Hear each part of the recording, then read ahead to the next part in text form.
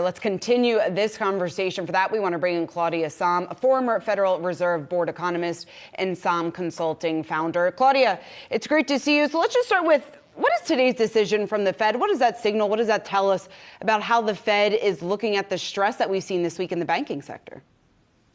It shows us that the Fed is focused for above all else on inflation. This is the second time the Fed has hiked during banking turmoil. Right? That's really remarkable. In terms of not taking a breath, we know that this is having effects. We don't know how much in terms of tightening. But what we saw today was really something more than a 25 basis point increase in interest rates because of all this coming from the banking turmoil in addition. Claudia, Diane here. I got to ask you, from your view, because you have experience, obviously, being in the room, what is your view on the move today? 25 basis points was pretty much expected. That was the general consensus. Did the Fed get it right from your view? In my view, it would have been appropriate at this point to pause. The Federal Reserve has raised interest rates 5 percentage points within a little over a year. That is an incredible amount of tightening pushed into the economy. We're at the point now where the risk is doing too much, not too little. And yet I understand, this was a difficult decision. I understand why they're doing this. I feel like inflation is not the only responsibility of the Fed. So is maximum employment, and so is keeping our financial system stable. Of course, Claudia, one of the risks here that has been talked about a lot, one of the focus is tighter lending conditions. What do you think that could potentially or will potentially do to the markets and also the economy? Well, it's exactly like Chair Powell said. This has the effect of making it harder for people to borrow, just like with the federal funds rate pushing up interest rates. Lending standards, particularly through this turmoil, it's not just about the price at which we borrow. There are some people and some businesses that will not be able to get loans from small and regional banks. This is all about cooling demand. And so this is in the pipeline. We don't know how much, but this is the tool the Fed has. This is the tool that comes through financial markets. It will eventually show up in consumer spending, business investment, and then the last place it shows up is in inflation.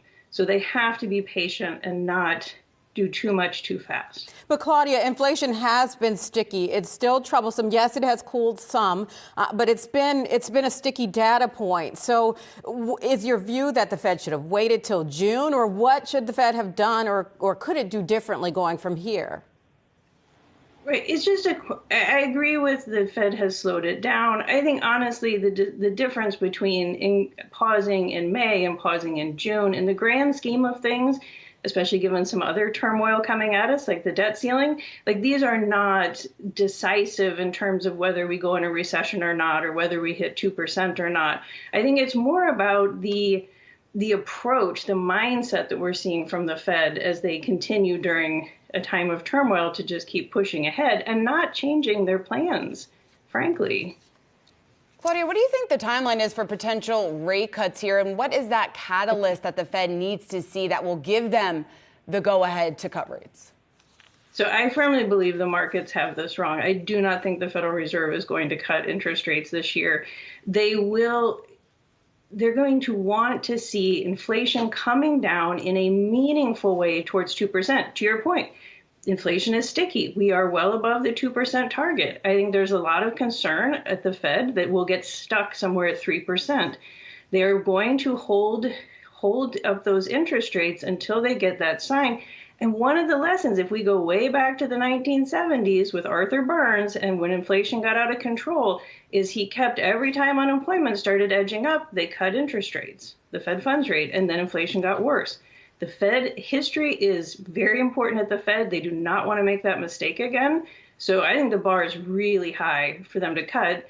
Not a recession, not a financial crisis. I don't think either of those are enough to make them cut. Claudia, when it comes to why inflation has been so sticky and much stickier than the Fed or many people had initially anticipated, there's been lots of talk about corporate profits and the fact that corporations have raised prices a lot faster and a lot more rapidly than we have seen costs also increase. How big of a contributor do you think that's been?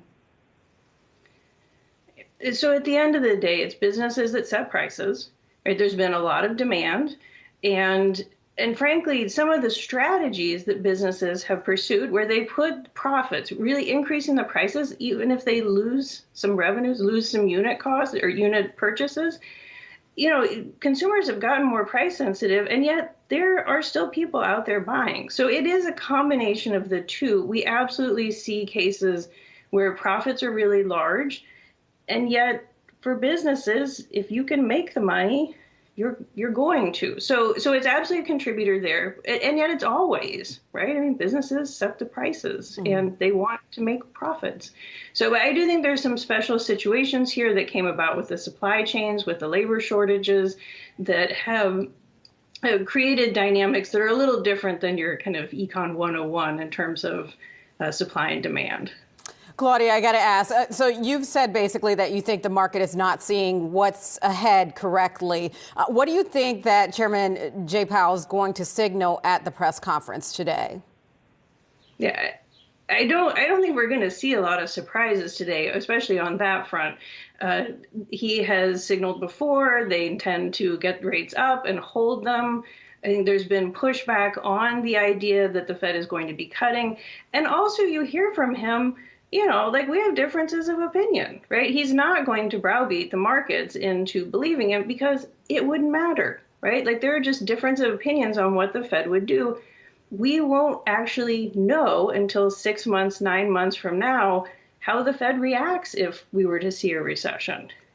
Claudia, what's your assessment of the labor market? Because despite the fact that we have seen claims steadily tick up, we didn't see a change in the language in this statement. And once again, the Fed reiterating that the job gains have been robust in recent months. The labor market is sound right now. Like what we know right now, we have been adding jobs. We've been adding jobs in sectors that have had labor shortages. That's also very good. Wage growth is a little bit slower, but it's still a good. So that the labor market is the good part of the economy for people. And frankly, it's getting a little more in line with what the Fed wants to see in terms of things just slowing down a little bit. Claudia, what is the bar that you expect the Fed to be looking for with regard to pausing or further rate hikes? Inflation coming down. Well, in terms of with the pausing, I think they're going to want to see some evidence of this disinflation. If nothing else, holding. Right, we've made progress. Let's not see too much of a backtrack.